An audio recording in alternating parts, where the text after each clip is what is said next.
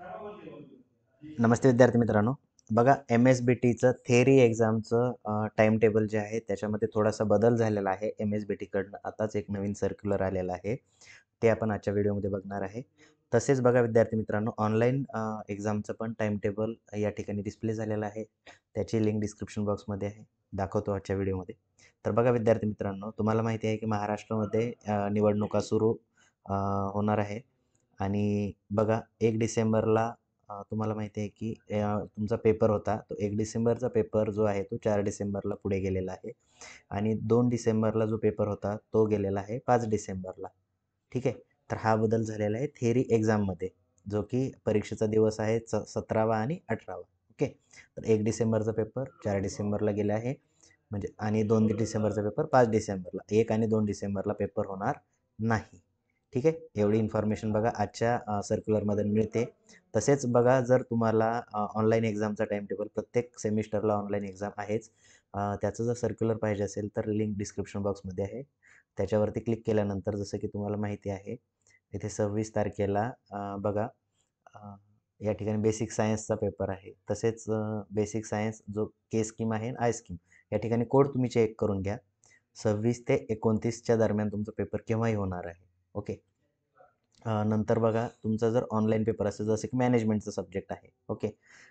तर तो 1 आणि 2 डिसेंबरच्या दरम्यान होणार आहे. ओके. आणि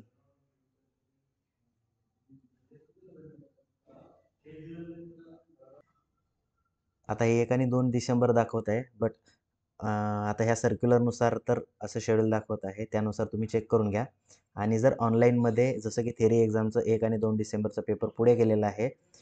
तसंच ऑनलाईन एक्झामचा जर पुढे गेला तर तुम्हाला याच सेम लिंकवरती तुम्हाला काय होईल अपडेट होऊन जाईल. बट आता सध्या तरी ऑनलाईन एक्झामचा हा शेड्यूल दिलेला आहे त्यांनी.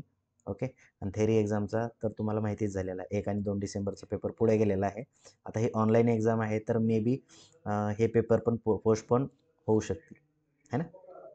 ओके. तसं आता बघा तुम्ही म्हणाल की सर याचं आता हे 26 ते 29 आमचा पेपर कोणत्या दिवशी आहे? तर याचं ऑनलाईन एक्झामचं जे टाईम टेबल असेल ते तुम्हाला तुमच्या कॉलेजमधनं कॉलेजच्या WhatsApp ग्रुपवरती किंवा कॉलेजच्या नोटीस बोर्डवरती तुम्हाला मिळून जाईल. ओके.